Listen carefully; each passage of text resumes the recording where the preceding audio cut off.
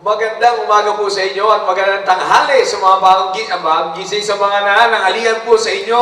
At welcome once again to the Baptist Lunch. And mga kapatid, again, this is the Baptist Lunch, and like our pastor is always telling us, the Baptist Lunch is always a bunch of lunch. And ako po'y naniniwala na muli tayong pagpapalain ng Panginoon sa programa pong ito. And so keep tuning in, members of this church, at para sa mga kababayan namin Pilipino, we are here to serve you and to help you physically and spiritually. Kaya po, get excited because ako po ay naniniwala na patuloy tayong bibigyan ng Panginoon ng kailangan natin para sa araw po na ito. At bago po tayo magtuloy-tuloy sa ating pong programa, tayo po muna ay manalangin.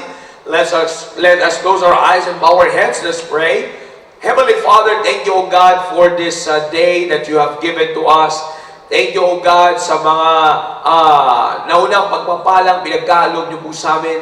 Salamat, Panginoon, sa buhay na ibigay niyo sa amin sa araw po na ito. Thank you, O God, na ginising niyo po kami sa umagang ito para muling masaksihan ang kadakilaan niyo po sa buhay po namin. Salamat po, Panginoon, at muli niyo kami binigyan ng pagkakataon na mabuksan ang aming programa. And ako po'y naniniwala that this program you will use this program, O God, continually to help our country and to help every Christian, O God, sa kanilang paglago bilang isang Kristiyano. And inihiling ko po, Panginoon, sa inyo, nawa sa programang ito, gawin niyo po maayos ang flow na aming pong program. And bigyan niyo po kami ng maayos sa internet connection para hindi po magkaroon ng interference sa mga signal, Panginoon. At yun din po mga operators, Panginoon, you need to give them, O God, the wisdom, knowledge, understanding, and the presence of mind, and also the speakers, O God. And nagagamitin niyo po, Panginoon, sa araw po na ito. Naniniwala po ako na pagkakalooban niyo po kami, Panginoon, ng wisdom, knowledge, understanding as well to be a blessing to your people. And inihiling ko rin po, Panginoon, sa mga manunood, that you please continue to give them, O God, the willingness to learn, O God. And each one of us, O God, Holy Spirit, please flow through us, make us a blessing to each other, give us the right attitude towards this program, and help us to enjoy these blessings, O God, that you have prepared for us today.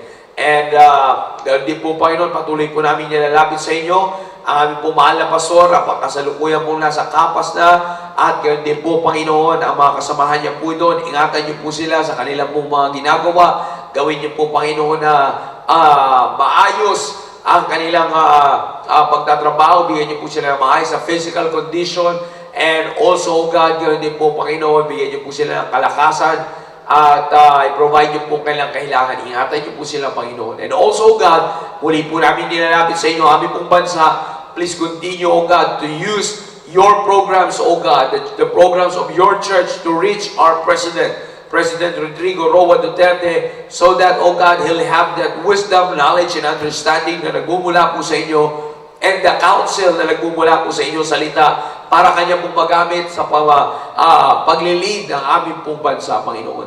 Hinihiling po, Panginoon, sa inyo na patuloy po siyang bigyan ng maayos sa physical condition, and also, O God, ang mga tao na nasasakupan niya po, Panginoon, under His administration, O God, those people, O God, na sumusuporta po sa Kanya, bigyan niyo po ng maayos na takbo ng kaisipan, and take away, O God, the corruptness in their mind. And naniniwala po ko na mangyayari lamang po yan kung ang salita po ng Diyos ay kanila po niya matatanggap. And once again, O God, continue to guide us, cleanse us from all unrighteousness, forgive us in all our sins. And once again, please help us, O God, to enjoy these blessings, the blessings that you have prepared for us. All the glory belongs to you, O God. In Jesus' mighty name I pray. Amen. Alright, tayo po ay magtutuloy na sa ating programa. And ako po ay naniniwala na patuloy kayo excited na matuto pagdating po sa ating physical na pangangatawan at pag-aalaga sa ating physical na pangangatawan. So, once again, pupunta tayo sa physical side ng ating pong program. At nandito po kasama natin patuloy ang ating bodega nurse, si Nurse Brother Conrad Tuhol. Thank you so much, Sir Jao. At magandang tanghali muli sa inyo, mga nanonood po dyan, mga live viewers po natin, no? So, again, ang pinag-uusapan po natin dito ay yung negative effects patungkol po sa excessive gadget use. Okay? Yan po ang pinag-uusapan natin. tatalakayin natin to for this week siguro, no? Or kapag matatapos po ito, meron po akong bagong topic po bukas, okay? But prayerfully, no, ma-discuss ko po ito sa inyo lahat. Malinaw, hindi naman po tayo nagmamadali po dito. Mas maganda is yung malinaw po. Okay? Malinaw po na i-discuss po sa inyo. Okay? Kaya halos hinihimay-himay ko po ito. Halos talagang patuloy ko po na iniintindi, ipapaliwanag ko po sa inyo ng maigi para maintindihan nyo po ng maayos. Ano? Yan po yung kailangan po nating makita. No? Para at least maabot po yung pangangailangan po ninyo. Lalong-lalo na po sa mga magulang.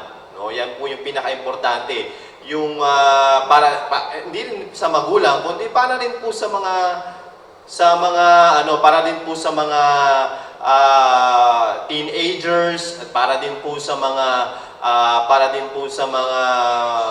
mga batang nanonood, at least maintindihan po nila ano ba yung epekto sa aking katawan. No, ano bang may dudulot nitong ginagawa ko palagian. No, ganun po kasi yung gusto kong maipakita po sa inyo, no? Kung ano yung may dudulot sa akin itong gadget na ito.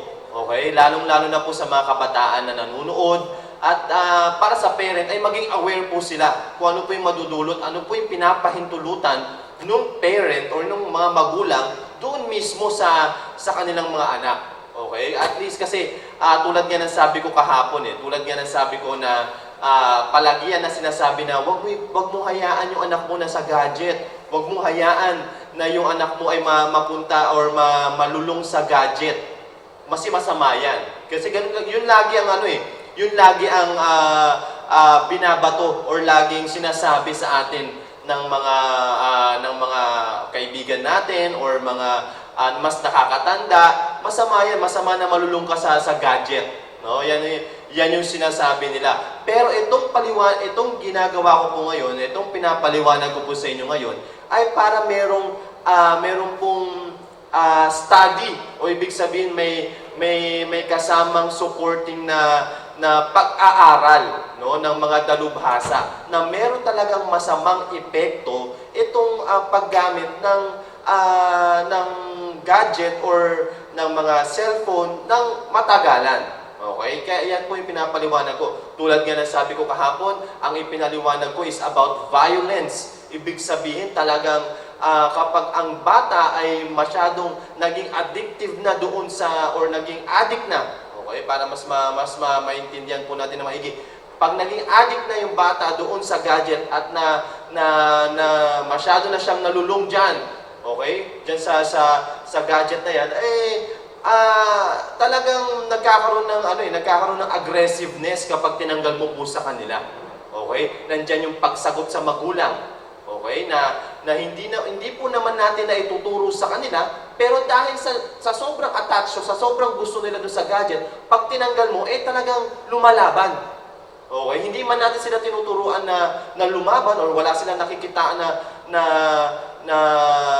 lumalaban sa magulang, pero dahil sa kagustuhan nila na dahil naging addict na sila doon sa gadget na yon, kapag tinanggal mo, lumalaban na sila ngayon sa inyo.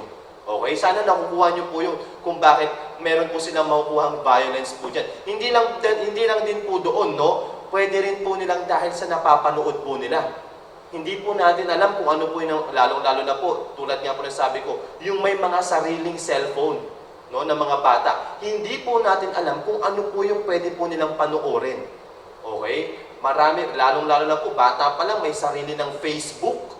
No? Sa Facebook po, napakarami po na pwede po nilang mapanood po dyan. Okay? Yan po ang sana makita po ng mga parent, no? Na may mga links dyan na is just one click away lang po sila, ay pwede po nilang makita yung mga ganong sensitive na mga bagay. No? Kaya, please, bantayan niyo po maigi yung mga anak po ninyo na may sariling Facebook, lalong-lalo na po in the teenager years. No? Bantayan niyo po. So, yun po, napag-usapan po natin yung violence, napag-usapan din po natin yung radiation exposure. No? Sinasabi ko nga na ang radiation, okay, meron possible na carcinogenic na pwedeng makuha yung bata, no, na sa extra exposure po na ito. So sabi nga makakapagdulot ng malignant type of brain cancer itong too much exposure sa gadget, no. Yan po ang nangyayari. Kasi bakit? Kasi yung wireless phones, yung laptops, yung desktops ay nako-consider po ng WHO na category 2B. Okay, ganun po ang nangyayari. Okay, ganun po kaya nako-consider na meron na po produce na carcinogenic agent or carcinogenic effect doon sa ating katawan. Kaya masama po talaga yung radiation exposure and too much exposure sa gadget. Nandyan din yung sinabi ko kahapon na reduced interaction. No, reduced interaction, ibig sabihin, naglalaro na sila mag-isa. Kayang-kaya na nila maglaro mag-isa and hindi na nila pinupuntahan yung mga kalaro po nila, hindi na po sila nakikipaglaro sa iba. Okay? Yan po yung dulot ng excessive use of gadget. Okay? Excessive use of gadget, nagukulang po. During this age, yung sinasabi ko, 2 to 5 years old, dapat they are constantly communicating. Lalong-lalo na po, wala man po siyang kalaro sa labas na kasing edad niya, mas maganda yung magulang. Communicate, no? Communicate yung mga magulang, mag-communicate po, i-communicate niyo po yung sarili ninyo sa inyong mga anak, kausapin niyo po sila, tanungin niyo po sila para ma-develop po nila yung thinking skills po nila. Okay? Ganun po yan. Ganun po yung kagandahan yan. Reduce interaction. So talagang nawawalan po sila ng interaction or yung communication skills po nila ay bumababa. Tulad nga din po na sabi ko, meron din po dito na nangyayari po dito yung sleep deprivation. Ibig sabihin na nagkakaroon po tayo ng hindi pagtulog ng maayos. Okay? Yan po yung nangyayari dyan. At sinasabi nga rin dun sa experts na sinasabi kapag tinanggal mo yung gadget sa kanila kapag sila ay natutulog, nagiging grumpy or nagiging aggressive po sila. Bakit? Kasi ginagawa po nilang sleeping pill yung gadget. No? Kung natatandaan nyo po na ang gadget ay ginagawang sleeping pill ng mga bata. Ngayon, kapag tinanggal mo, Mami, hindi ako makatulog pampatulog ko yan. No, gusto ko pong matapos yung pinapanood kong Korean novela. Tapusin ko muna. Okay? Hayaan mo makakatulog na ako niyan. No, makakatulog na ako niyan maya-maya kapag tulad nga ng sabi ko kahapon, 'di ba, na yung melatonin, kung natatandaan po ninyo, yun po yung dinedestruct ng blue light, 'di ba? Ano yung melatonin? Yun yung sleep induced hormone po natin, yung melatonin. Ano po yun, nade-disrupt or nadadamage or nawawala po yun, lalong hindi makakatulog yung bata. Okay? Yun po yung dulot po niyang excessive use of gadget. Okay? So again, nandyan din yung no exposure to nature. No, yan yung sinabi ko kahapon na kapag sila ay yung mga parent na overprotective ay hindi po sila na-expose, mas pinipili po nila na palagi na lang yung mga anak po nila sa bahay. Damaged eyesight, no, nandiyan din yun, pag masyadong matagal yung anak natin sa gadget, sa screen, mas lalong nagkakaroon ng blurry of vision, tiredness, at headache. Yan po nadudulot niyan. Okay? Ngayon, nandito na po tayo sa hearing problem. No, yan po, napaka-palasak po nitong hearing problem po na ito. Okay? Ano bang meron dito sa hearing problem? Ano bang naidudulot po nito sa kapag excessive, anong kinalaman nun? Excessive gadget use, tapos hearing problem, di ba? Alam naman po natin, yung gadget po ay madalas, ang kaloob po niyan ay headphones. Tama? Yeah. Hindi na madalas nyo po nakikita yan na ang may kita nyo, pag may gadget yung isang bata, ang automatic niyan merong headphones. Minsan pa wireless headphones yan na uso ngayon, di ba? So yan po ang yan po ang kalakip niyan. Okay? This is a common issue for kids who love to use music players and watch videos on their tablets. Okay? So children tend to listen to music at a higher volume and can do this for hours. Okay? Ganun po sila. Ganun kasi yung mga bata eh. Parang mas gusto po nila yung malalakas yung yung music. No, ganun po yung parang walang pakialam. Wala silang naririnig sa labas. Okay? Para wala silang marinig sa labas, ang gagawin po nila dun sa volume dun sa cellphone po nila, tataasan po nila. I-increasean po nila para focus lang talaga sila, doon lang sila para niraramdam po talaga nila yung laro po or yung music. Ganun po ang mga kabataan, no? Kaya minsan, 'di ba, mapapansin niyo, businahan mo na ng businahan, no? Nabubusinahan mo na hindi pa rin nila naririnig. So ibig sabihin, ganun kalakas. Just imagine, no? Binubusinahan mo na, hindi pa nila marinig. Ibig sabihin, yung headset ay talagang kulong or talagang malakas. Ibig sabihin, mismo yung busina ng sasakyan ay hindi na nila naririnig. Kaya minsan dyan nagkakaroon ng hindi ko malubos maisip, yung lalong-lalo na yung mga nagbabike, no? Yung mga nagbabike, naka-headphones pa. No? Paano kung binubusina na sila or mababangga na sila, hindi na nila alam. Matatamaan na po sila. Kaya napaka-importante kapag nagdadrive nga, di ba, tinetest dyan agad yung pandinig po natin. Di ba? Kasi malalaman natin kung meron ba tayong katabi, may kasunod pa tayo. Kaya kailangan very alert po lagi. Kaya yan po, dyan po nagkakaroon ng problema. Dyan sa gadget, dapat katamtaman lang po. Mamaya matatalakay po natin yan yung decibels, ano ba dapat na yung normal decibel na dapat papainggan lang po natin. Okay? Tulad nga nasabi ko, kapag mataas yung volume, okay, this can result in hearing loss. Okay? Hearing loss po hindi lang hearing impairment, kundi hearing loss or nerve damage to the ears. Okay? Kasi just imagine, no, bata pa lang, napakalakas na nila mag-music. Okay? Napakalakas na. Very sensitive po ang eardrums po natin. Dalagdagan pa natin ng mga rock music, yung mga talagang matitinding music, So, tulad nga sabi, hearing loss and nerve damage. Yan po ang tatandaan po na nerve damage ang mangyayari. Okay? According to experts, that 85 decibels could turn the microscopic hair of the inner ears into scar tissue if done habitually. Okay? Tandaan nyo po yan. 85 decibels.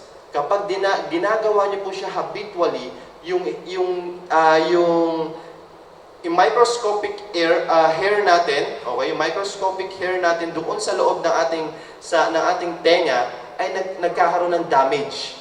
Yan yung nagre-receive ng ating yung sound para mapunta doon sa eardrum. Okay? So nadadamage po siya. Nadadamage po yung microscopic hair po natin. So kaya nagkakaroon, tulad na sabi ko, hearing loss. Just imagine, no? Every now and then, minsan kasi ganyan nangyayari pag sa mga naranasan ko po riyan, dumaan din po ako sa ganyang stage, no?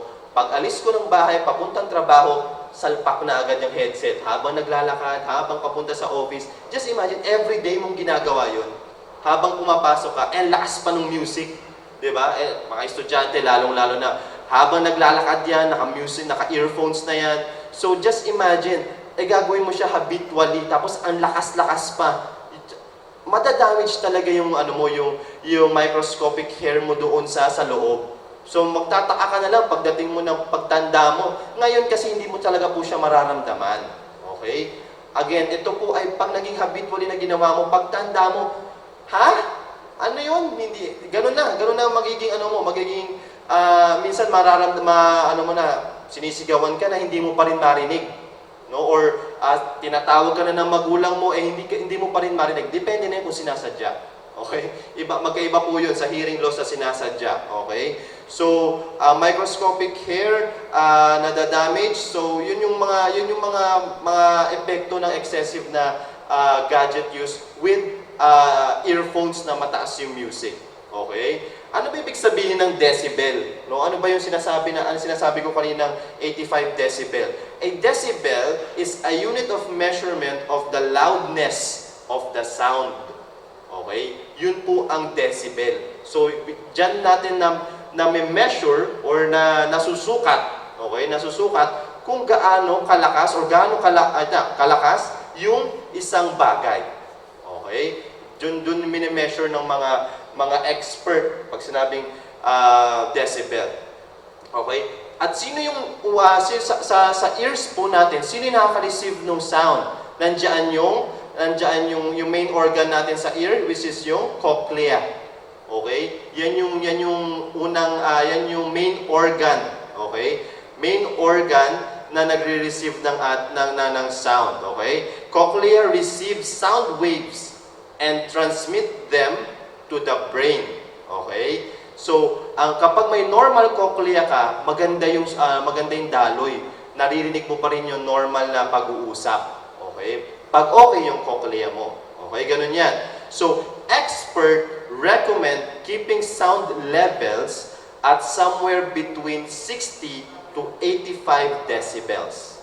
Okay? Yan po. Experts recommend keeping the sound levels at somewhere between 60 to 85 decibels. Okay? Ganun po yung nire-recommend ng mga expert. Doon lang po dapat tayo. 60 to 85 decibels. Okay? To minimize the damage to your ears at saka yung sa microscopic hair po natin na sinasabi po nila. Okay? If you exceed to around 100 decibels, okay? Dapat yung kapag nandun ka na sa 100 decibels, in a day, ilimitahan mo lang siya within 15 minutes. Okay? Kapag nag-exceed ka na doon sa 60 to 85. Tignan po natin dito sa diagram, ay sa chart or sa mga decibels na nilagay ko po dito. Yung 20 decibels, kamatch po niya yung ticking watch. Okay? Ganun po yung 20 decibels. Yung 30 decibels, soft whisper. Ibig sabihin, bulong. Okay? Yan po yung 30 decibels. 60 decibels po is yung normal conversation. Okay? Yung kapag tayo po ay nag-uusap, 60 decibels na po yan. Okay? 80 decibels, nandyan na po yung alarm clock. Okay? Nandyan na po yung kapag tayo po ay nag-a-alarm bago gumising, 80 decibels na po yan. 85 decibels, heavy traffic. Okay? Nandyan na po yung kapag nasa labas na po tayo, may mga bubusina na, nandyan na po yung mga ingay ng engine ng mga sasakyan, at andyan na po lahat yung sa 85 decibels. 94 decibels, okay, nandyan na po yung average na kapag tayo po ay nakikinig. Kasi nakalapit eh. Okay? Kaya 95 decibels po ang katumbas niya. Okay? So, 105 decibels, okay, nandyan na po yung maximum volume. Kapag minax nyo yung volume ng cellphone po ninyo, 105 decibels, dapat at sabi nga dito, 4 minutes lang siya dapat ang ginagawa po natin. Just imagine, full volume, an hour or 2 hours bago ka marating sa trabaho mo, maximum volume. Gamit na gamit yung ear, yung ating tenga, no? So just imagine kung ano yung nadudulot nung decibels. 110 decibels kapag tayo po ay nagsisigawan. Ewan ko ba ba't may mga ganun tao, no? Talagang malapit na lang yung kausap, parang sumisigaw na, parang galit. No, ganyan yun. 110 decibels lagi na po-produce niya kapag yung taong ganun, no? And 130 decibels, ano po yung jet plane. Pero 100 ano yan? 33 yards away po sa atin yan. Hindi po yan yung direkta na may jet plane. Hindi po, talagang madadamage po yung eardrum natin. Okay? 150 decibels yung pag tayo po ay pag sa mga putok po ng barel at sa mga putok po ng mga firecrackers. Okay? Again, doon lang po tayo sa 60 to 85 decibels. Nandun po lang tayo sa traffic at normal conversation. So, pag kayo po ay makikinig ng music, make sure na nandun lang po kayo sa 60 decibels. Parang normal conversation lang. At least may naririnig pa rin po kayo sa labas. Okay? Ganun po siya. Ganun po yung normal dapat na music or na sa headset, sa earphones po ninyo. Kasi normal conversation eh. Ganun po yung parang at least may naririnig pa rin kayo sa katabi po ninyo. Okay? Ganun po yung dapat na normal na ating ginagamit sa volume ng ating earphones. Okay? So again, sana may nakuha po kayo doon about po sa decibels. Okay? So next po natin, natakan na natin yung no exposure to nature, sa damaged eyesight, hearing problems. Dito na po tayo sa posture. Okay? Napakapalasak po nitong posture.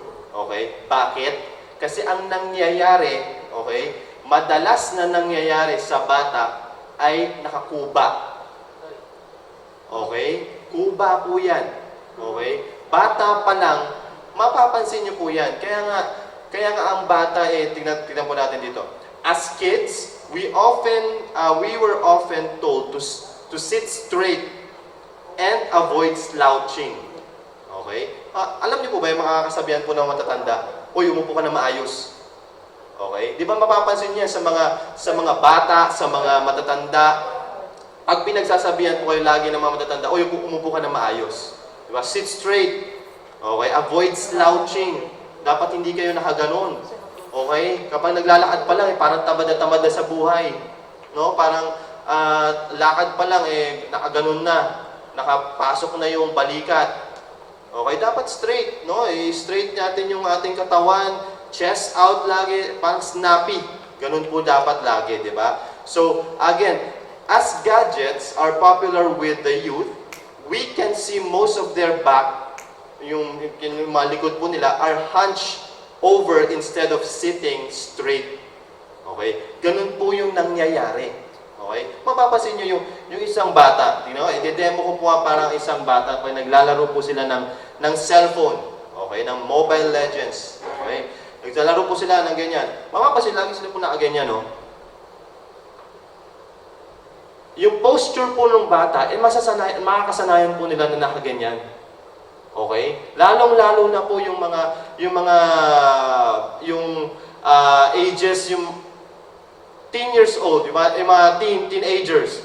Ganyan po yung nangyayari. Nakaganyan. Okay? Tapos, magre-reklamo yan sa nanay. Nay, sakit ang likod ko. Di ba? Bakit? Kasi nga ganun po yung ginagawa po nila. Yung posture po nila ay lagi nakaganon. At matindi pa niyan, lalo na po sa mga sa computeran. Di ba? Yung mga upuan naman sa computer shop, hindi naman po pang gaming po talaga or pang magandang posture or maayos na posture yung upuan po nila. Minsan nakabaluktot na, nakaganyan na. Biro mo magdamag 1 oras, 2 oras na nakaganyan. Kaya pumapangit po yung posture nung bata. Okay? Kaya sabi nga dito, it could really affect the posture of our children. Yang hindi magandang magandang paggamit po nila ng gadget. Okay? Wrist and hand pains, okay, are also a common problem when proper typing positions are not enforced. Okay? Sa pagta-type po, meron po yan proper na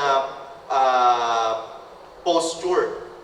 Okay? May ginagamit po dyan na talagang parang yung keyboard naka-elevate po dapat yan. Kaya mapapansin nyo yung mga keyboard, meron po silang parang stand sa likod, no? Ganun po kasi yan. Dapat hindi po may purpose po 'yun.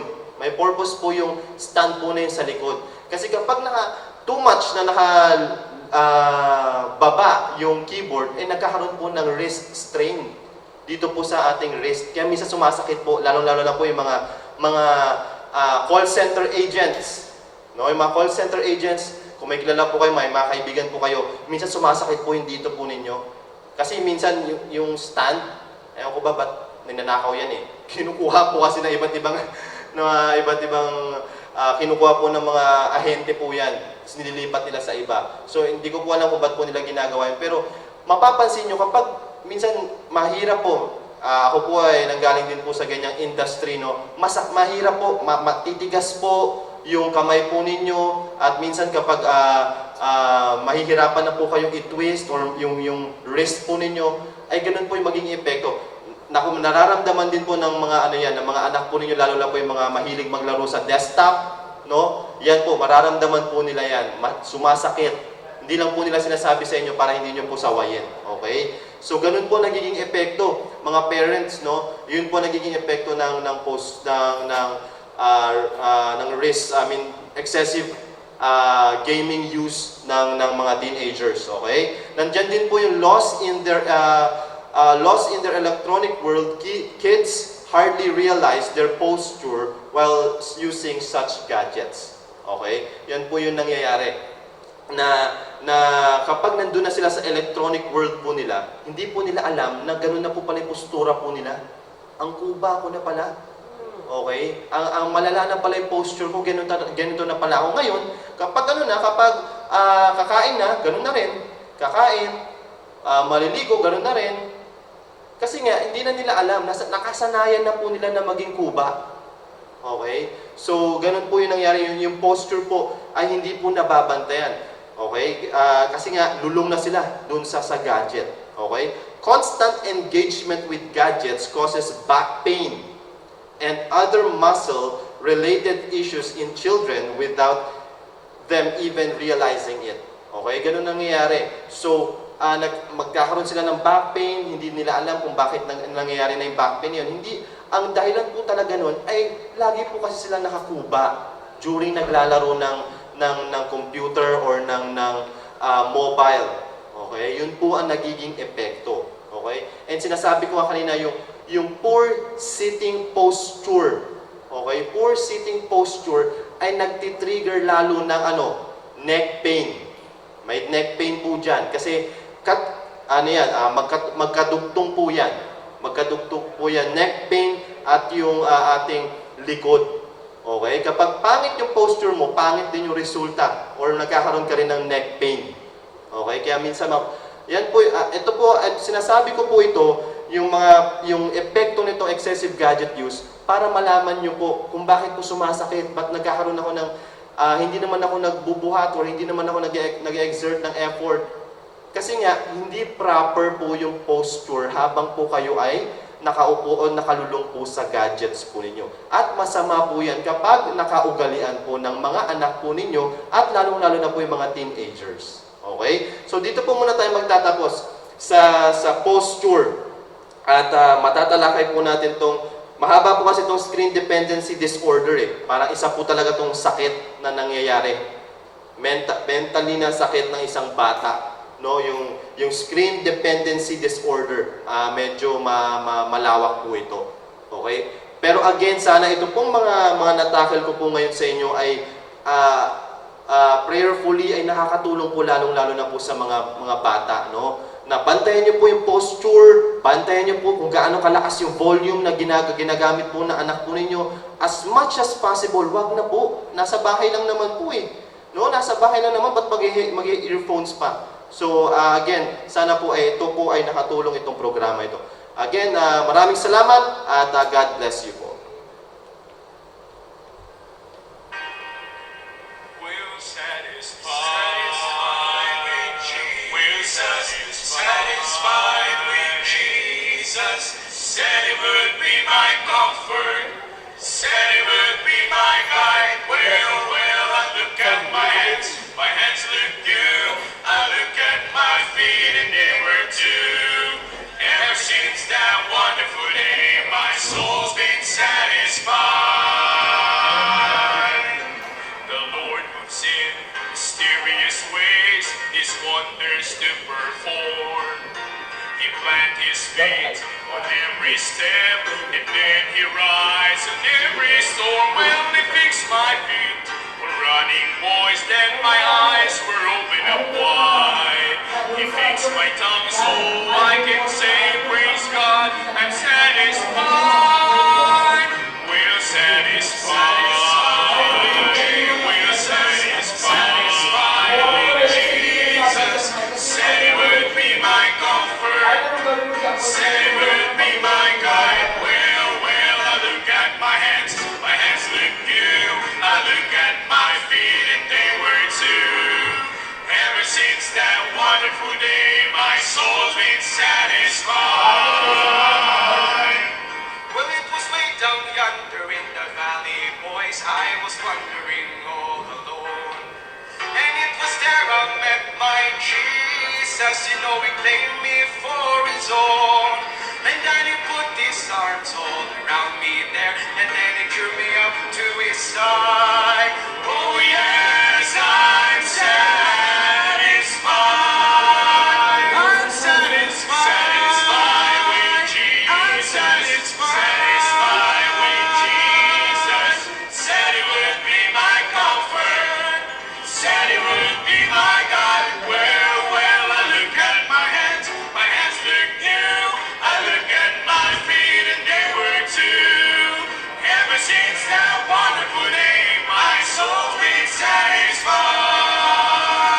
Well, satisfied. Satisfied with Jesus. I'm satisfied. Satisfied with Jesus. Said he would be my comfort. Said he would be my God. Well, I look at my hands look new.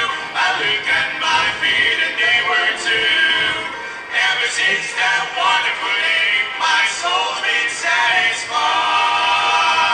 Well, I look at my hands look new. I look at my feet and they were too. Ever since that wonderful day, my soul's been satisfied.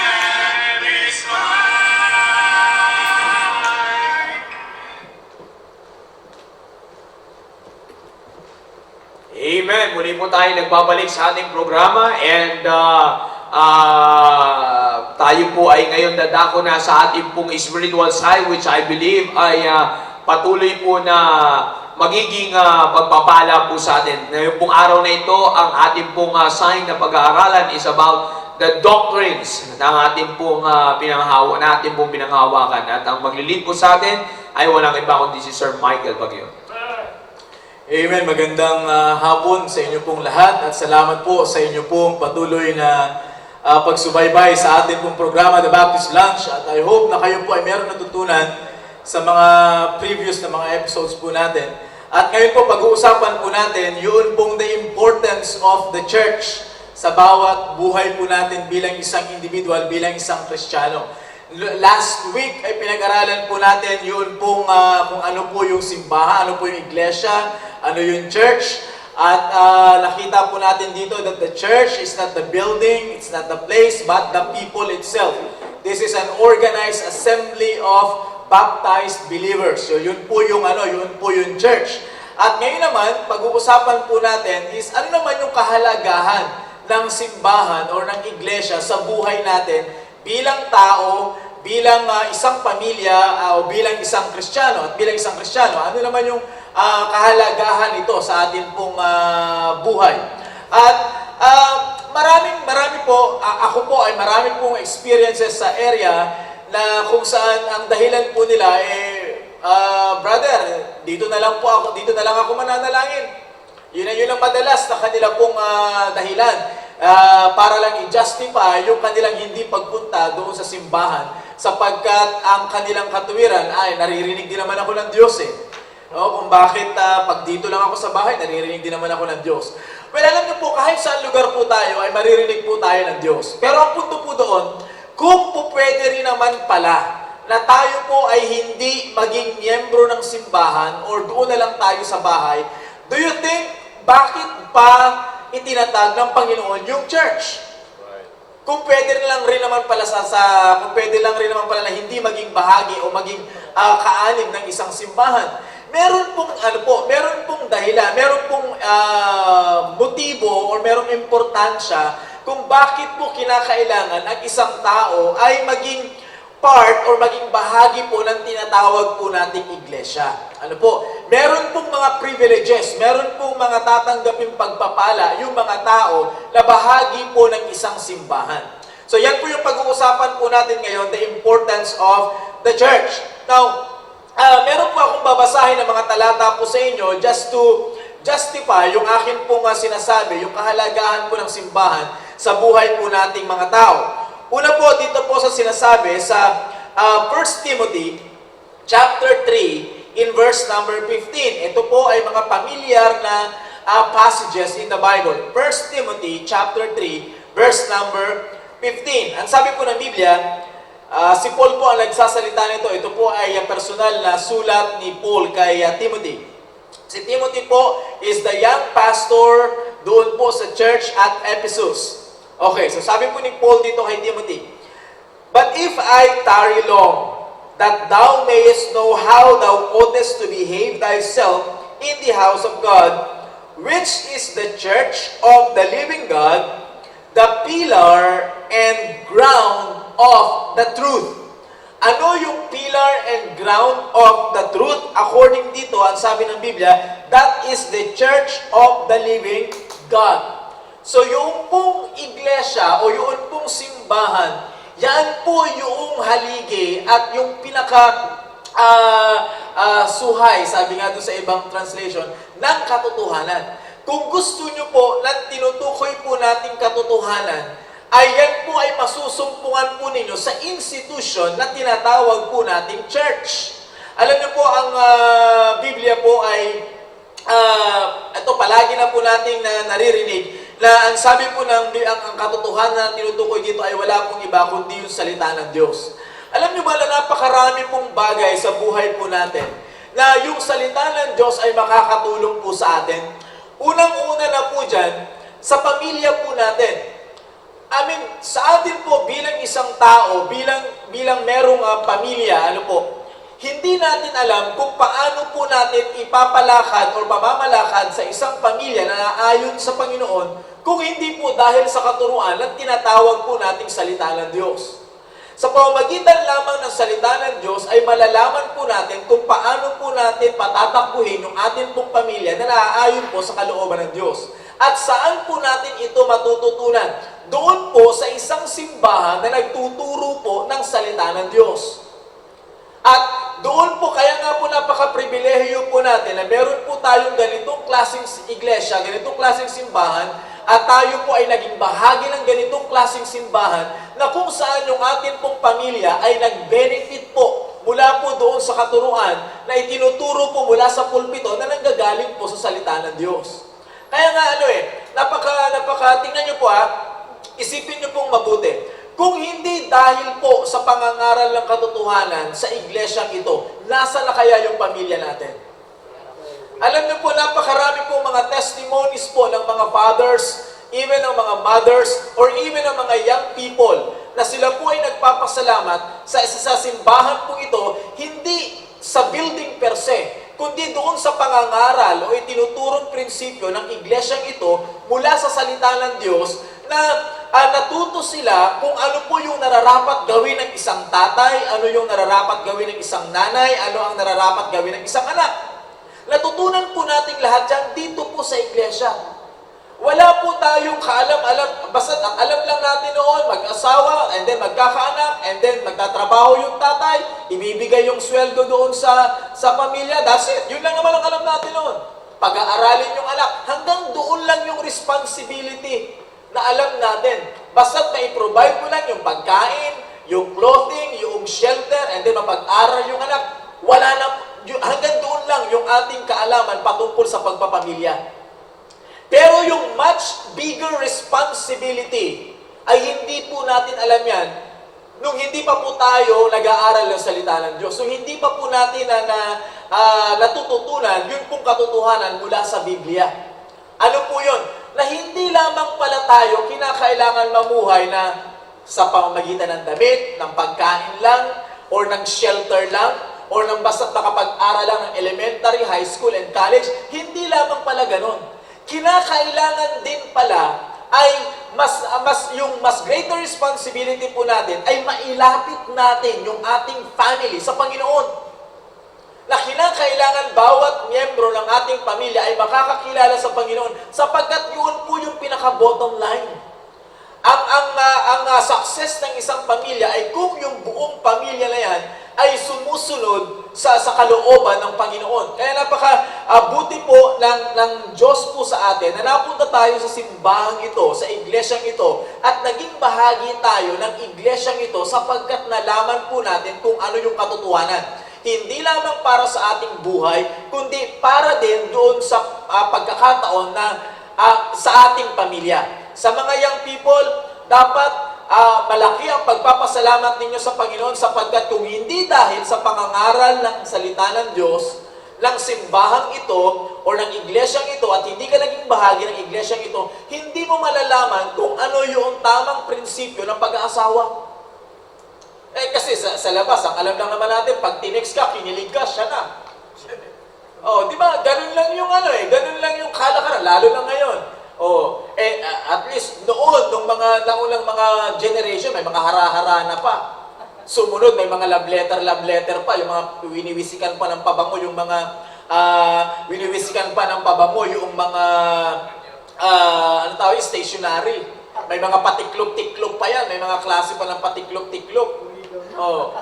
Di ba? Ngayon, text-text na lang, naka-unli pa yan. Oh. Yung mga sumunod, naka-text-text. Ngayon, hindi na. Chat-chat na yung tawag eh.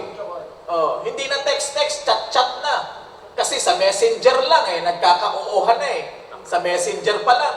Oh, di ba? Minsan, yung ibang mga young people, para lang hindi mahalata yung kanilang itsura, kumukuha sila ng mapapangasawa, matchat nila na taga-ibang bansa. At least, pag taga-ibang bansa, pag pumunta sa Pilipinas, wala na siya magagawa. Kasi gumastos na siya ng malaki sa pamasahe. Oh, wala nang atrasan. Kaya doon na lang sa ibang bansa kumukuha ng matchat-chat nila. You see, so hindi natin malalaman yung mga prinsipyo na yan kung hindi po dahil sa pangangaral ng salita ng Diyos ng simbahan. Kaya napakapalad po natin na tayo po ay naging bahagi po ng isang iglesia na talagang nangangaral ng katotohanan. Now, tayo pong mga tatay, malalaman ba natin kung hindi dahil sa salita ng Diyos, maiintindihan ba natin yung tinatawag nating responsibilidad?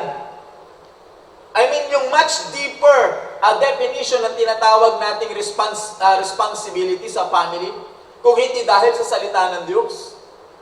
Di ba? Sabi ko nga sa inyo, noon ang idea lang natin, basta ikinasal, nagkaanak, pinaaral yung anak, sinustentuhan, tapos na. Ganun lang. Hindi natin naiintindihan noon na yung responsibility natin, kalakip pala doon yung ating pag-uugali at saka yung ginagawa natin. Kasi merong nag-o-observe na sa atin. Mahirap magsabi sa anak mo na, anak, huwag kang maninigarilyo kung ikaw mismo nakikita ng anak mo naninigarilyo ka. Mahirap magsabi ng ganyan. Maliban na lang yung anak mo ay talagang magkaroon ng tamang prinsipyo mula sa salita ng Diyos. You see, kaya salamat sa Panginoon na meron po tayong iglesia. Yan po yung isang benefit kapag ikaw ay bahagi ng isang simbahan, lalo-lalo na simbahan na kagaya po nito. Alam niyo po, minsan masakit. Di ba? Aminin man natin sa hindi, may mga pagkakataon na na-open tayo sa preaching, lalong-lalo na pag tinamaan yung ego natin. Pag tinamaan, pag nasagasaan yung ating kasalanan. Pero bahagi po yan ng tinatawag nating katotohanan. Yun po yung totoo Masakit po talaga yung katotohanan. Pero ang sabi ng Biblia, ang katotohanan na magpapalaya sa atin. Yung simbahan, yung iglesia, pag naging bahagi ka niyan, isang benepisyo mo is yung makakamtan mo yung katotohanan. You see, hindi na po natin napakarami yan, pero hindi na po natin pag-uusapan yung kaligtasan kasi maaaring alam mo na yung mga bagay na yan. But ang tinutukoy ko na lamang po dito ay yung mga responsibility natin. Of course, in connection doon sa pinag-uusapan natin about the family. So, kung hindi dahil sa katotohanan na yan, wala tayong mapapalag. Magiging katulad lamang po tayo ng mga ordinaryong pamilya sa labas na kung kailan maisipang mag-divorce. Hindi po ganon. Salamat po sa salita ng Diyos. Sinabi po ni Pablo kay Timothy, sabi niya, mag-behave kayo. Kinakailangan maging maayos yung inyong behavior diyan sa Church of the Living God, sapagkat yaan yung pillar and ground of the truth. Mabigat yun. Pag sinabing ground, it's the, yan yung pinaka-strength, pinaka-foundation. Alahin mo yan, yung institution, ang natatanging institution na pinagkatiwalaan ng Panginoon na maghayag ng katotohanan, walang iba kundi yung church. Imagine mo kung bahagi ka yan. Ibahagi ka ng institusyon na yan. Sa madaling salita, kung bahagi ka ng institusyon na yan na pinagkatiwalaan na magbahagi ng katotohanan, sa madaling salita, pinagkatiwalaan ka rin ng Panginoon na magbahagi ng katotohanan. Kasi bahagi ka ng katawan na yan eh. Bahagi ka ng lupo na yan o kalipunan na yan eh. Bahagi ka. So kaya privilege po natin. No? Kaya alam niyo po, nagtataka po ako doon po sa napakarami pong mga Kristiyano na ang kanila pong katuwiran ay ayaw ko munang magbabaptize or ayaw ko munang maging miyembro ng simbahan na yan kasi parang paano yan? Pag nandyan na ako, di lagi na akong nandyan. Akala mo yung mga katuwiran na ganyan, minsan hindi talaga nila naiintindihan kung ano yung katotohanan. Ibig mong sabihin, aayawan mo yung katotohanan. Kung aayawan mo yung katotohanan, ang ibig sabihin, ang gusto mo ay kasinungalingan. Now, ilagay natin ngayon yan sa asawa mo. Gusto mo ba yung asawa mo lagi magsisinungaling sa'yo? Ilagay natin yan sa anak mo. Gusto mo ba yung anak mo lagi magsisinungaling sa'yo? Natural, gusto mo ng katotohanan, di ba? Bakit pagdating sa Diyos, ayaw mo ng katotohanan? So kaya nga napakabuti po ng Panginoon po sa atin. Alam niyo ba na hindi lahat ng tao ay nakasumpong sa biyaya, hindi po sa pagtataas ng bangko dito sa ating simbahan. Naniniwala naman po ako na marami pong mga mabubuting simbahan diyan sa paligid po natin. But of course, sa kanila po 'yon. Ang tinutukoy ko po ay yung dito sa atin na hindi dahil sa ako po ay miyembro ng simbahan po ito, pero salamat po sa Panginoon na meron po tayong simbahan, bahagi tayo ng simbahan po ito, na ito po ay mahigpit at matigas na talagang nangahawak sa tinatawag po nating katotohanan. Masaktan ka man kung masaktan, ang importante doon ay yung totoo. Sapagkat kung yan ay totoo, yan ang magpapagaling po sa atin.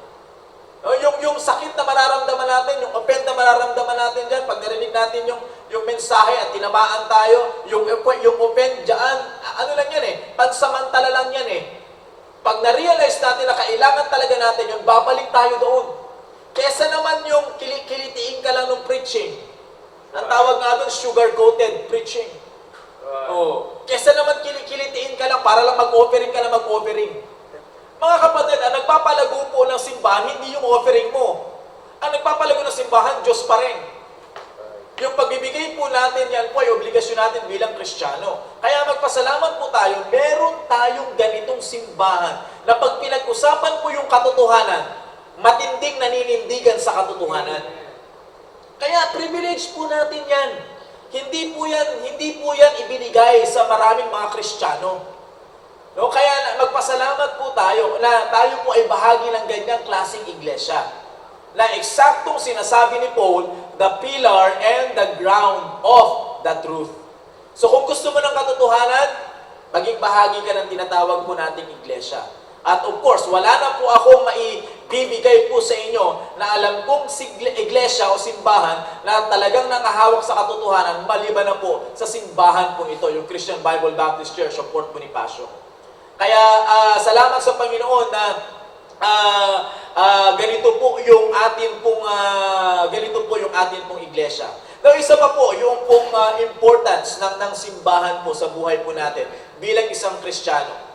Tatandaan niyo po na ang iglesia po ay itinatag ng Panginoon sapagkat ang iglesia ay may malaking maitutulong po sa buhay po natin bilang Kristiyano. Okay? Pangalawa po, sa Hebrews chapter 10, verse number 25, ito po ay sabi ko nga po sa inyo, ang babasahin ko po sa inyo mga talatang, ibibigay ko po sa inyo mga talata, ay mga talata po na very common at palagi na po nating nababasa.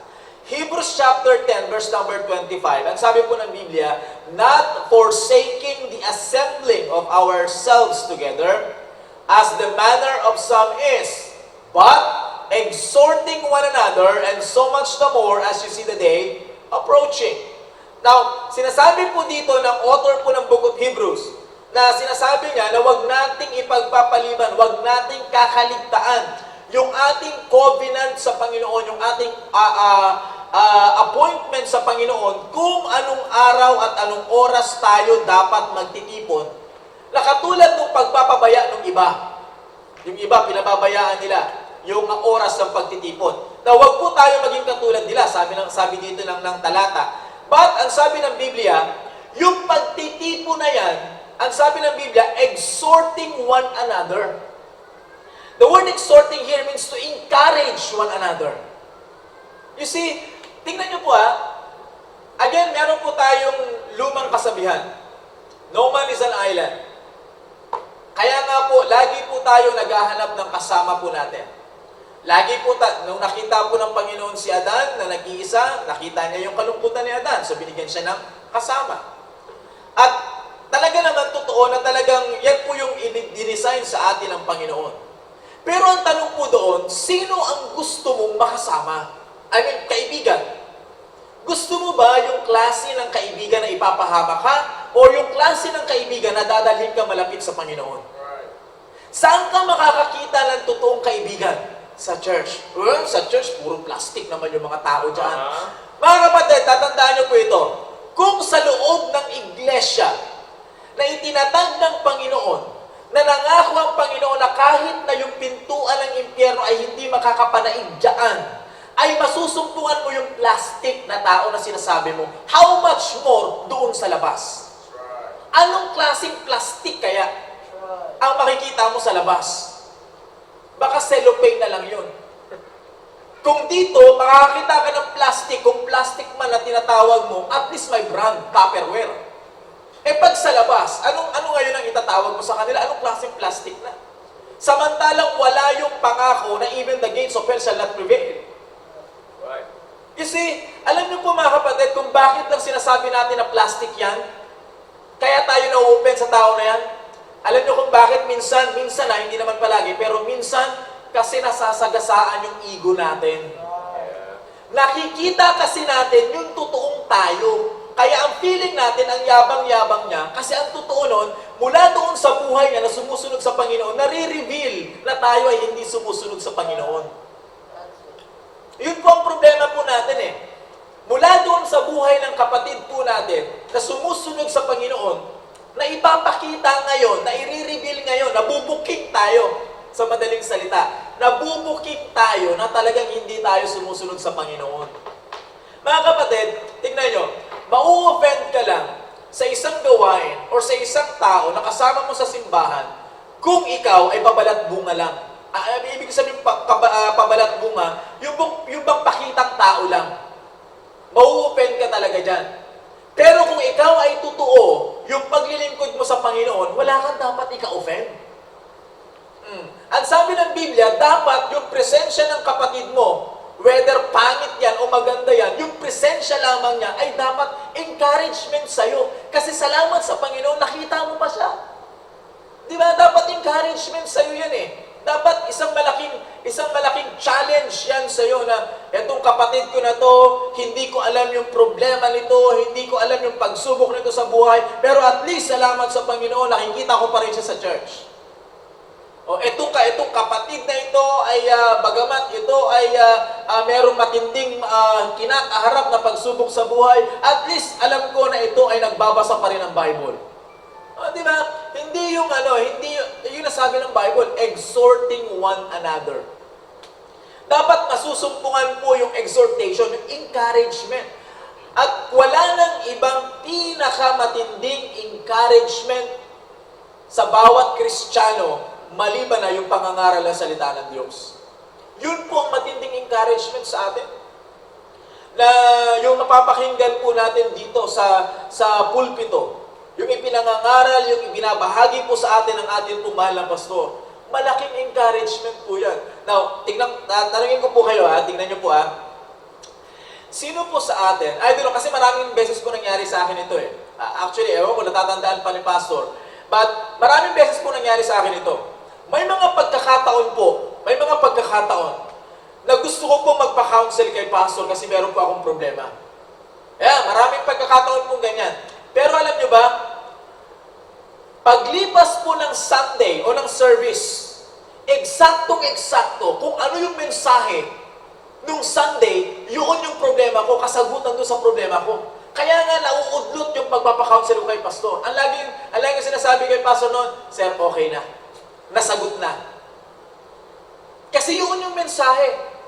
You see, kaya totoo yung sinasabi po ng pastor po natin.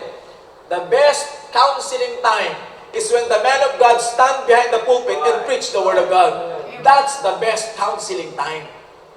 So kaya nga dapat po natin yang samantalahin. Dapat po natin yan na i-treasure po natin yung bawat oras na yung atin pong pastor ay nangangaral, nagpapahayag ng salita ng Diyos. You see, hindi po yan bola-bola. Kasi kung bubulahin lamang po tayo, nasisiguraduhin ko po sa inyo, wala na po tayo dito kung bubula-bulahin lang po tayo ng ating pong pastor. Wala, hindi po tatagal yan. Kasi nga po, katotohanan po yung katotohanan po yung issue po dito eh. At yung katotohanan, yan po yung encouragement sa atin. Yan po yung mag-exhort sa atin. Yan po yung magpapanatili sa atin sa kalooban po ng Panginoon. Now, dapat sana lahat ng bahagi po ng nakikita po natin sa iglesia pong ito, na tayo po ay naging bahagi ng iglesyang ito, bawat bahagi po, bawat programa po ng church, ay dapat encouragement sa atin yan. Exhortation sa atin yan. Tingnan nyo po bago mag-lockdown, bago po itong ma-declare itong pandemic na ito, gumawa na po ng plano yung ating pong pastor. Isinet na sa mga areas yung plano. Hindi ba blessing yan? Tingnan nyo ngayon, kahit na hindi man tayo nagkikita-kita physical, pero ang gawain tuloy-tuloy pa rin. It's one of an encouragement. Okay, naputol ba yung soul winning? Hindi. Meron tayong online soul winning. Kapatid, encouragement dapat yan.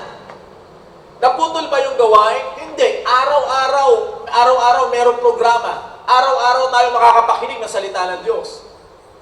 Merong Baptist lunch. May mga devotions yung mga areas. May mga Bible studies yung mga areas. Halos araw-araw meron tayo napapakinggan ng salita ng Diyos. Dapat encouragement yan. Natigil ba yung mga program natin, ang mga infrastructure natin, yung mga building, yung build program natin? Natigil ba? Hindi. Hanggang ngayon, tuloy-tuloy pa rin yung building doon sa Ascom. Hanggang ngayon, tuloy-tuloy pa rin yung building doon sa Ramos. Hanggang ngayon, tuloy-tuloy pa rin yung pagbibuild natin doon sa Kapas. Nabuksan yung gawain sa Paniki. Nabuksan yung gawain na tuloy-tuloy yung gawain doon sa Kapas. Tuloy-tuloy pa rin po yung gawain. Dapat po encouragement sa atin yan. Ang dami pong simbahan ang nagsara. Malalaking simbahan nagsara. Pero sa biyaya po ng Panginoon, yung iglesia pong ito ay patuloy pa rin. Amen. Encouragement dapat yan. Mga kapatid, huwag po kayong mapagod sa encouragement. Kasi pag napagod po tayo sa encouragement, discouragement na po yung kasunod nun. You see, kaya nga po ang sabi ng Biblia dito, huwag nating ipagpapaliban. Kasi yan yung pagsasama-sama po natin sa gawain, hindi physical, kundi yung pagsasama-sama natin sa gawain, yan po ay exhortation ng bawat isa sa atin. No? Kaya dapat naging mas lalo pa tayong maging encouraging. Alam mo, sa totoo lang po, salamat po sa Panginoon, may mga kapatiran po tayo ngayon. Na ayon sa kanilang patotoo, mas lalo pa silang naging busy sa Panginoon ngayong pandemic kaysa nung bago mag-pandemic. Amen. Mga kapatid, challenge yun Honestly, kung yung narinig ko po yun, challenge po ako Na-challenge po ako. Kasi talagang, totoo naman po talaga. Kita nyo naman, araw-araw yung gawain. Isa pang challenge po sa atin at encouragement sa atin. Yung mga tao na hindi mo nadadala dito sa church. Hindi nakakapagsimba. Ilang beses mo nang ini-invite, pero hindi pumupunta. Akalain mo na-invite mo sa live streaming? Yung pamilya mo na lang mismo, na-invite mo sa live streaming. Kung hindi mo pinoforsake yung pagtitipon. Ibig sabihin, pagtitipon na meron tayong live streaming, dapat nagla-live stream ka rin. Pag sinabi na pag ikaw ay nag-live stream, nakabihis ka, dapat nakabihis ka rin. Kapatid, encouragement yun Tignan nyo halimbawa po kung paano magiging encouragement yan. Halimbawa ngayon, meron tayong oras ng tinatawag po natin ito, Baptist lunch. Or sabihin natin, sige, yung service natin na live streaming, 8:30, yung ating service pag Sunday. Do you think may encourage ko yung aking mga anak, yung aking pamilya, or even yung kapitbahay ko, Kung sasabihin ko sa kanila na magla-live stream lang ako na habang nasa higaan pa, na hindi man lang ako nakaprepare, hindi ko sila may encourage. Bagkus, tuturuan ko sila na hindi pahalagahan yung salita ng Diyos. Pambihira, pwede naman pala yan. Nasa cellphone lang pala. Di, pagmulat ng mata mo, buksan mo lang yung Facebook mo. Di okay na. Hindi po ganon. Hindi po ganyan yung atin pong Hindi po ganyan yung tinutukoy po ditong encouragement. Yung pagtitipon po dito, not necessarily in one place or physical na pagtitipon, kundi yung kasunduan po natin sa harapan ng Panginoon na ganitong oras, meron tayong gawain. Mga kapatid, hindi po nabago yung oras ng ating gawain, 8:30 pa rin paglinggo. Yung hapon, medyo bumaba lang po yung oras, naging 4 o'clock. Yung Wednesday, ganun din, 4 o'clock. Pero wala pong nabago sa ating pong gawain. Nadagdagan pa nga po eh. Nagkaroon pa ng araw-araw na gawain. At sana po, yan ay maging encouragement sa atin. No, alam niyo po, napakaganda po nito. Kapag dumating po tayo, doon po sa punto na yun pong gawain ng Panginoon, ayun po yung ating kalakasan. Na imbis na tayo po ay mapagod, kundi yun pa yung nagpapalakas sa atin. Okay? Now, lastly, number 3. Okay? Una, yung katotohanan ay masusumpungan natin sa simbahan, sa iglesia. Pangalawa, meron pong exhortation, merong encouragement. Ano pa? Kapag ikaw ay bahagi ng tinatawag po nating iglesia, isang malaking bagay po na alam mong merong nagpipray sa'yo. Okay, tingnan natin yung Acts chapter 12. In Acts chapter 12, in verse number 5, now, isa-summarize ko lamang po yung pangyayari. Nakulong po dito, panahon po ito ni Emperor Nero, nakulong po nito si Peter dahil sa pangangaral ng salita ng Diyos. So, kinulong si Peter at siya ay na-detain doon sa isang kulungan. Pero ito po yung maganda, in verse number 5. Acts chapter 12, verse number 5. Peter, therefore, was kept in prison. But prayer was made without ceasing of the church unto God for him.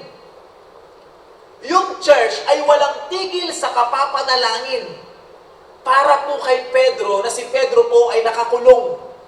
Anong dahilan kung bakit siya kinulong? Nangangaral siya ng salita ng Diyos.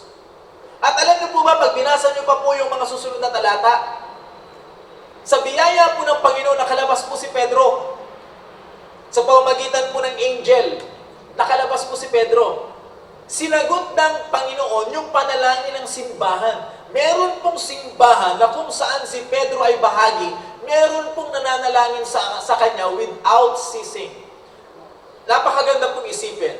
Tingnan niyo po nung dumating sa iyo yung karamdaman, magte-text ka lang, Pastor, please pray for me. Meron po akong karamdaman. Anong gagawin po ni Pastor? Ipapasa yan doon sa group chat. Magpipray si Pastor, pag-pray ka ni Pastor, and then isasabihin yan doon sa atin pong media center. Pray for sister, ganito, pray for brother, ganito, ganyan ang kanyang kalagayan. And so yung mga makakatanggap nun, yung seryoso na makakatanggap nun, at magsasabing, we'll pray for him. Yung totoo talaga, mananalangin talaga yun. Ipapanalangin ka talaga. Hindi ba't napakasarap po ng pakiramdam na alam mong may mga taong nananalangin sa'yo? Magpapasalamat ka sa Panginoon kasi meron pong mga tao na nananalangin sa'yo. Paano kung hindi ka connected sa church? Paano kung hindi ka bahagi ng simbahan? Kawawa ka naman. Sinong ite-text mo para mag-pray sa'yo? Yung unbeliever? Anong prayer nun? Anong gagawin prayer nun? Hail Mary, full of grace, the Lord is with thee. Ganon? Ganon yung klase ng, anong gusto mong gagawin sa'yo ng mga napanalangin na ganon? Tataasan ka ng kamay, tapos manginginig. Ikaw na espiritu ng sakit na lagnat, layas. Ganon ang gusto mong panalangin. Mga kapatid, yung panalangin ay ayon sa katotohanan. You see? So kaya salamat sa Panginoon na bahagi tayo ng isang iglesia na kung saan yung pong institusyon na yan ay isang malaking tulong po sa atin na sa oras ng ating pangangailangan, pangangailangan ng pananalangin, pangangailangan spiritual, available po yung iglesia na yan para tayo po ay tulungan. Akalain nyo lang si Peter. The church prayed for Peter without ceasing. Tayo po, meron tayong round-the-clock prayer. Diba? I don't know kung bahagi po kayo niyan, but salamat sa Panginoon kung bahagi ka ng round-the-clock prayer na yan. Yun po yung prayer without ceasing. Na sa oras-oras, sa minuminuto, meron pong Kristiyano na bahagi ng church na ito na lumuluhod at tumatawag sa Panginoon. At iisa yung Espiritu at iisa yung hinihiling sa Panginoon. Kaya nga napakaganda pong isipin na meron tayong isang institution, na kung saan tayo po ay meron tayong nahihingian ng tulong. Meron tayong the church is just a text away. Diba? Magsisend lang tayo, sir, please pray for me. Ma'am, please pray for me. Ganito po yung aking kalagayan. Napakabuti po ng Panginoon na meron tayong malalapitan sa oras na tayo po ay nagigipit at kailangan natin ng tulong po ng iba. Yan po ang dahilan kung bakit po merong ganitong klase ng institusyon. Kaya alam niyo po mga kapatid, napakabuti po ng Panginoon sa atin na dito po tayo inilagay. Hindi po ito palamuti at para magpaganda lang ng building. Hindi po. May purpose po yan. At yan po ay para tayo po ay mag-benefit doon po sa purpose ng Panginoon sa buhay po natin at mas lalo pa po tayong lumago sa kaalaman, sa pagkakilala po natin sa Panginoon. Yan po yung dahilan kung bakit may simbahan. Kaya nga po kung ikaw ay hindi ka connected sa church, let me tell you something, kawawa ka naman na Kristiyano. Yeah, that's right. Right. Unang-una, hindi ka lalago sa iyong Christian life. Kasi unang-una, mag-soul winning ka, sige.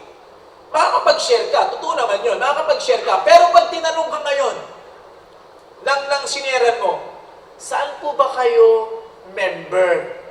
Minsan ang tanong, ano po bang religion nyo? Madalas ganun ang tanong di ba? Ano po bang religion nyo? Ayan yung madalas na tanong.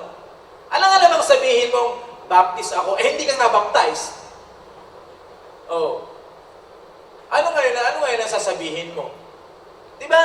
O maaaring, sige, mag-invite ka ngayon. Saan mo siya i-invite? Hindi ka nga miyembro ng church. Now, again, hindi ko po ito sinasabi po sa inyo para tayo po ay, sige na nga, magpa-miyembro na ako. Hindi po ganon. Alam po, hindi po tayo nagpaparami ng miyembro. Sinasabi ko po ito sa inyo para makita po natin yung kung gaano po kahalaga yung presensya ng simbahan sa buhay po natin bilang Kristiyano, bilang family man, bilang isang individual. Hindi po yan itatatag ng Panginoon na wala pong kinalaman sa ating paglago at hindi makakatulong sa atin. Kasi kung ang purpose lang ng Panginoon ay para lang tayo maligtas at hindi na para tayo alagaan, hindi na magtatatag ng simbahan yan. Mag-soul winning na lang tayo na mag-soul winning. Pero merong simbahan na mag-aalaga sa atin. Merong simbahan na magpapahayag ng katotohanan para tayo ay lumago.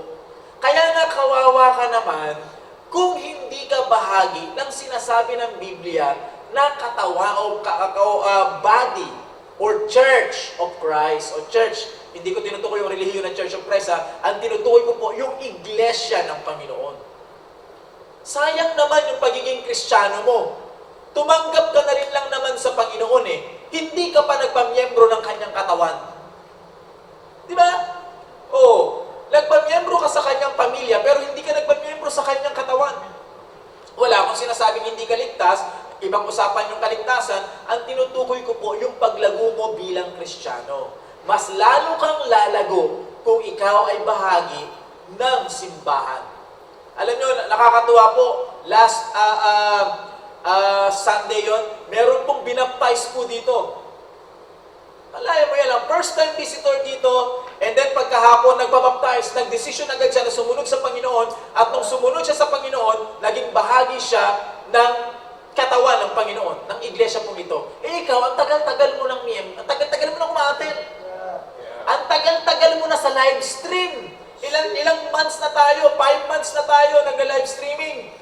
Hanggang ngayon hindi ka pa rin nagdidesisyon na sumunod. Ano bang kino-consider mo? No, para ikaw ay sumunod sa Panginoon. Hindi ka lalago kung hindi ka susunod sa Panginoon. At hindi ka maaalagaan. No, na parang isang baby na aalagaan hanggang sa kanyang paglaki kung hindi ka magiging bahagi ng tinatawag po nating iglesia ng Panginoon. Na wala na po akong tinutukoy na iglesia dito, maliban na po sa Christian Bible Baptist Church of Port Bonifacio. As far as I know, ito po yung iglesia na nagpapahayag ng katotohanan ayon po sa Biblia. As far as my conviction is concerned, ito po yun pong magsasabi sa atin, whether masaktan tayo o makiliti tayo, magsasabi kung ano yung totoo para sa buhay natin upang tayo po ay lumago. No, I hope nakita niyo po yung importance. Nandito yung katotohanan, nandito yung encouragement, at the same time, merong mananalangin sa'yo. Merong magpipray. Pag merong kang kailangan, merong kang maiti-text, please pray for me. Merong kang maiti-chat, please pray for me. Yun totoo talaga. I hope na meron kayo natutunan ngayon pong hapon pong ito. Maraming salamat po sa inyo. Amen. Maraming po salamat, Sir Michael. Alam nyo, kaya marami pong benefits yan, mga dapat po nating matutunan na yan. Kaya wag po nating isinasantabi ang ating pong napakinggan. And alam nyo po, speaking of prayer and the church, and gusto ko lang po muna bago po tayo magtapos at para hindi po natin makalimutan ito. Nais ko pong isama ninyo sa prayer nyo yung pinost po ni Sir Chris Janyesa, area leader po natin ito ng South. Kilala niyo po yung Sir Chris. Please include your prayer po. Ang nanay po ni Sir Gerard Espiritu, kilala po natin. Tested positive po siya sa COVID-19. Ang pangalan niya po ay si Ma'am Rosalina Espiritu. 66 years old. Oh, wow. Kaya kailangan po ipanalangin po ito. And katulad nga ng preaching ni Sir Michael, we have a big God. So, let's continue to pray at maging blessing po tayo sa kapatiran po natin. Alam niyo po, kung wala po, wag po tayo mag-isip na pagka wala tayong maibigay material o financial, ay hindi na po tayo nagiging blessing sa mga tao. Alam niyo po, pinakamabigat na blessing na maaari po nating matanggap sa kapatiran, panalangin. Panalangin. Akalain niyo ilapit tayo sa Diyos. You see? So, yung minsan na pagtutuunan nating blessing, pandito lang naman talaga eh. Alright? Pagkamat parehas po, wala namang po masama kung may magbibigay niyan sa inyo, sa atin, sa lahat. Isa po yan sa mga blessing pa rin naman yan ng Diyos eh. Pero, kung may magsabi sa inyo, talagang panalangin lang muna kaya kung may bigay sa inyo, well, pasalamatan pa rin po natin yun. Alright? So ngayon po, I believe tayo po ay na-bless sa atin po kanina. Hindi nyo po ganong naabutan yung sa atin pong physical side, but we will make a way na mapapanood nyo po yan. Ano po? And also, ngayon po ay gusto ko lang po munang batiin, matagal na po tayo hindi nagkakaroon ng greeting sa ating pong mga viewers. And gusto ko lang munang batiin muna yung mga international viewers natin.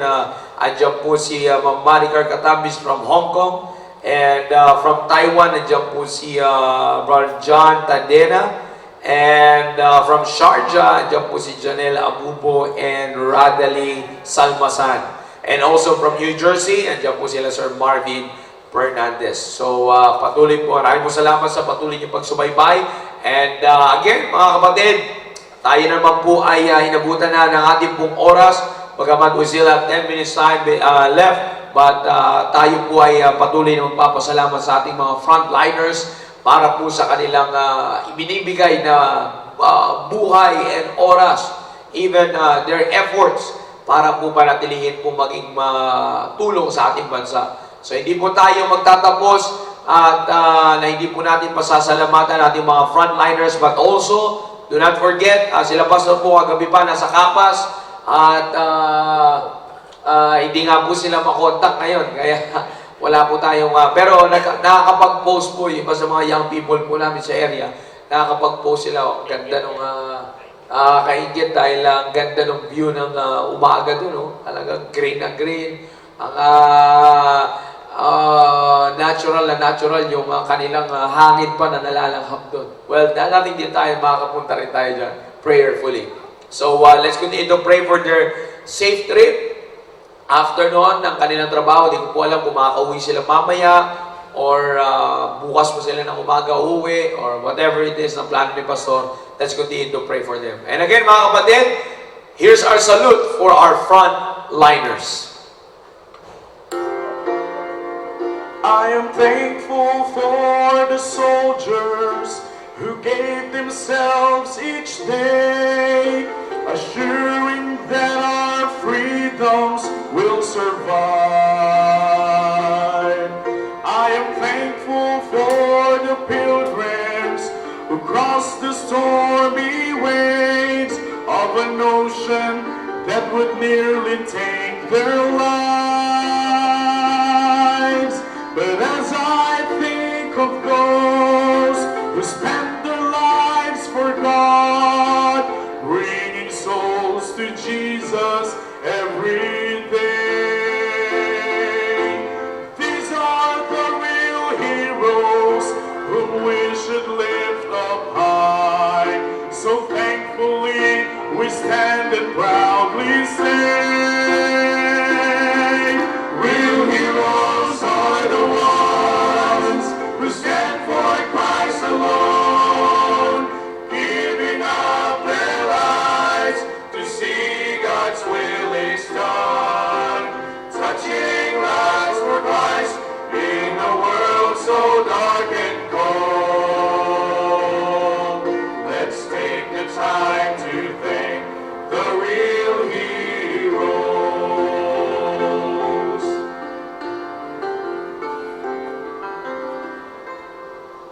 I am thankful for the preachers who gave themselves each day, and parents who have led the way to Christ.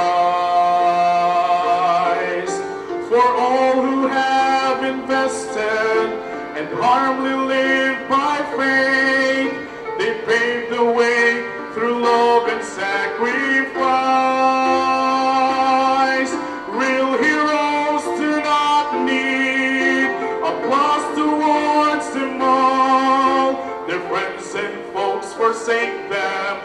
By faith they still stand strong. And one day heaven's King will show them their rewards of the lives they've touched by living for the Lord. Real heroes are the ones who stand for Christ alone, giving up their lives to see God's will is done, touching lives for Christ in a world so dark and cold. Let's take the time to thank the real heroes. Real heroes are the ones who stand for Christ alone, giving up their lives to see God's will is done. Alright mga kapatid, again, I hope and I believe we're blessed by our program this afternoon. And patuloy po kayo sumubaybay. And bukas, of course, we will still have our last program for this week sa ating pong The Baptist Lunch. And always stay always stay faithful sa ating pong Panginoon and also sa ministries. Continue to involve yourselves. Alright? God bless you all. We love you and stay safe. Have a blessed afternoon. Let's take the time to thank